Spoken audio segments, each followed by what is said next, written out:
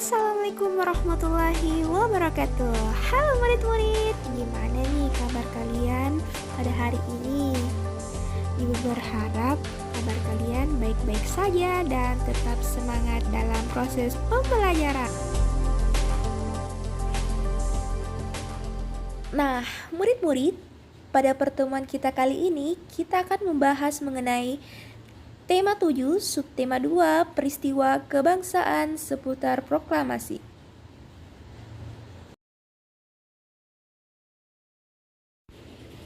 Tapi terlebih dahulu, sebelum kita mempelajari itu, marilah kita bersama-sama membacakan doa agar ilmu yang kita pelajari dapat diterima dengan baik dan kita memperoleh keberkahan dari Sang Maha Kuasa. Berdoa dimulai. Nah, marilah kita memulai pembelajaran kita pada hari ini. Tunggu dulu, tapi sebelum itu, marilah kita bersama-sama menyanyikan lagu kebangsaan Indonesia Raya.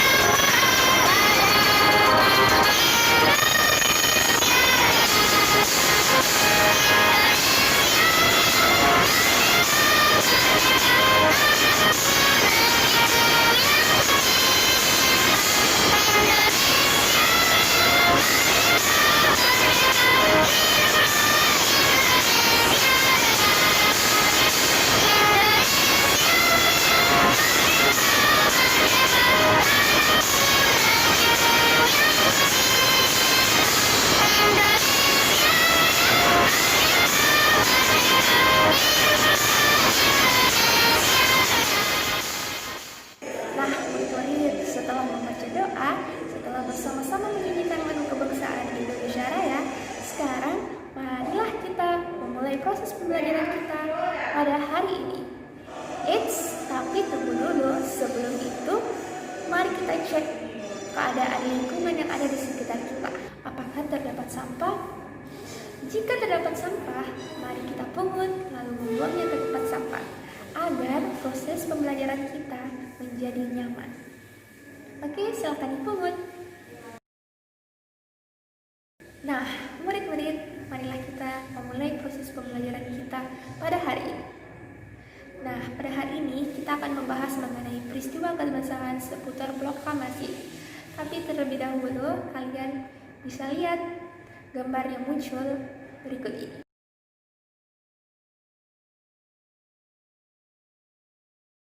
Nah, murid-murid, jika kalian melihat gambar berikut ini, apa sih yang tertancap pada otak kalian?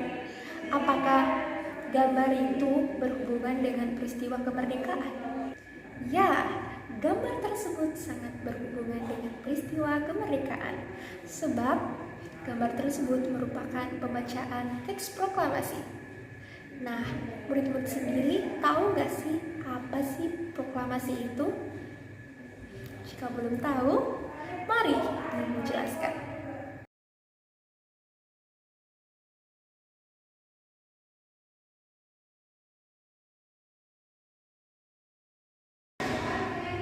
Nah, murid-murid sudah tahu kan apa proklamasi itu?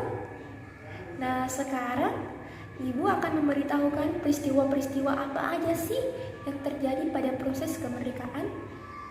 Nah, untuk lebih jelasnya, mari kita saksikan video berikut ini.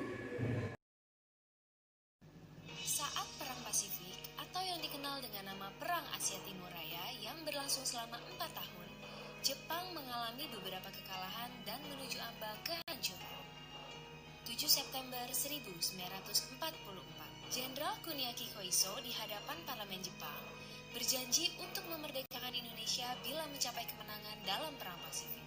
Tujuannya mendapat bantuan Indonesia dalam perang tersebut. Kaum Pergerakan Nasional menyambut hangat janji kemerdekaan oleh Jenderal Koiso. Anggota Badan Penyelidik Usaha-Usaha Persiapan Kemerdekaan Indonesia (BPUPKI) dilantik oleh Jenderal Kumakichi Harada. Rajiman Weddiodiningrat, tokoh pergerakan nasional, ditunjuk sebagai ketuanya. Tapi, tidak semua petinggi militer Jepang sepakat dengan pelantikan BPUPKI. Misalnya Jenderal Izagaki dan Yuichiro Nagano. Keberatan dua jenderal itu tidak berarti banyak. Mayoritas petinggi militer Jepang tetap mendukung BPUPKI.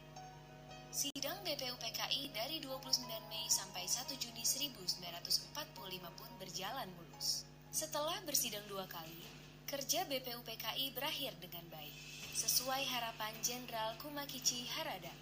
BPUPKI lalu dibubarkan oleh Jenderal Terauchi Hisaichi, diganti jadi Panitia Persiapan Kemerdekaan Indonesia (PPKI) 7 Agustus 1945. 21 nama anggota PPKI diumumkan. Sebagian besar berasal dari BPUPKI. Mereka sudah bersiap sidang pada 16 Agustus 1945. Soekarno, Hatta, dan Rajiman Weddiodiningrat wakil PPKI terbang ke Dalat, Vietnam 12 Agustus 1945. Di tengah kabar pengeboman Hiroshima dan Nagasaki di Jepang, Jenderal Hisaichi Terauchi, Panglima Angkatan Perang Jepang di Asia Tenggara, menyambut kedatangan mereka. Jenderal Terauchi berkata bahwa PPKI bisa segera memproklamasikan kemerdekaan Indonesia. Kabar gembira tepat pada hari ulang tahun Hatta. Mereka semua senang, kemerdekaan sudah di depan mata. Sepulang dari Vietnam, sejumlah pemuda dari organisasi Angkatan Pemuda Indonesia API membawa Soekarno dan Hatta ke Rengas Dengklok pagi hari 16 Agustus 1945. Dalihnya, situasi Jakarta genting, Bung. Pemuda mendesak Soekarno dan Hatta segera memproklamasikan kemerdekaan Indonesia. Jepang sudah menyerah, kata para pemuda. Soekarno dan Hatta terkejut, tapi Soekarno enggan memenuhi permintaan para pemuda. Menurut Soekarno dan Hatta, proklamasi kemerdekaan harus melalui rapat PPKI. Pemuda akhirnya memulangkan mereka ke Jakarta sore harinya. Sepulang dari Rengas Dengklok, Soekarno dan Hatta hendak bersidang dengan PPKI di Hotel Des Indies, Jakarta, tapi Jepang melarangnya. Perubahan situasi mengarahkan rapat persiapan kemerdekaan ke rumah Laksamana Maeda, perwira Angkatan Laut Jepang. Di tempat inilah dalam sebuah ruangan, Soekarno, Hatta, dan Ahmad Subarjo merumuskan naskah proklamasi kemerdekaan tanpa gangguan dari Jepang. Soekarno lalu membacakannya ke anggota PPKI dan pemuda di serambi rumah. Naskah yang singkat, tapi semua sepakat dengan isinya. Kemerdekaan bukan lagi impian. Hari bersejarah itu tiba. Soekarno membacakan naskah proklamasi kemerdekaan Indonesia ke banyak orang di rumahnya, di Jalan Pegangsaan Timur nomor 56 Jakarta. Tokoh-tokoh pergerakan nasional dan rakyat biasa membaur, mendengarkan pembacaan itu dengan heran. Setelah itu, bendera merah putih jahitan Fatmawati, istri Soekarno, dinaikkan perlahan, diiringi lagu Indonesia Raya. Penghormatan pun diberikan. 17 Agustus 1945, Indonesia akhirnya merdeka. Ini bukanlah pemberian, melainkan hasil perjuangan dari seluruh rakyat Indonesia. Proklamasi kemerdekaan mengantar bangsa Indonesia bergelut dengan cerita baru. Jepang memang telah terjungkir, tapi pengaruhnya belum berakhir. Ini dialami oleh fotografer Mendur bersaudara dalam merekam dan menyebar proklamasi. Jepang menghancurkan kamera Alex Mendur, sang kakak. Karena itu, Franz, sang adik, mengubur negatif fotonya di halaman kantor Surat Kabar Asia Raya demi selamatkan bukti-bukti proklamasi.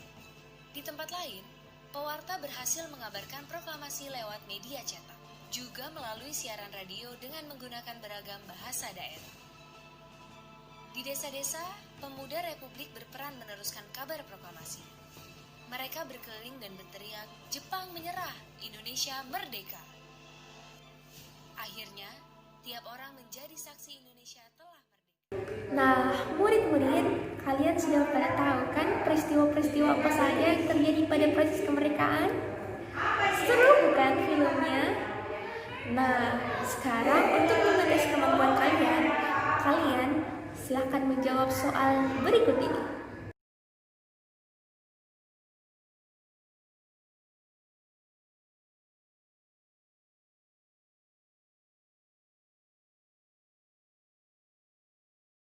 Nah, murid-murid, kita kan telah mempelajari mengenai apa sih proklamasi itu, mengenai peristiwa-peristiwa apa saja yang terjadi pada proses kemerdekaan. Nah, sekarang yang ketiga, mari kita mempelajari siapa-siapa aja sih yang terlibat dalam proses kemerdekaan atau siapa nama tokoh-tokohnya. Nah, Ibu akan memberitahu kalian siapa-siapa saja tokoh yang terlibat dalam proses kemerdekaan. Adapun tokoh-tokohnya yaitu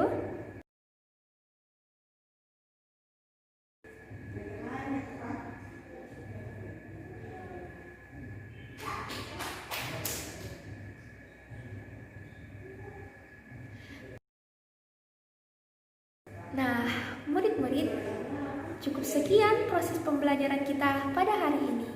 Kurang dan lebihnya mohon dimaafkan. Wassalamualaikum warahmatullahi wabarakatuh. Dan tetap semangat.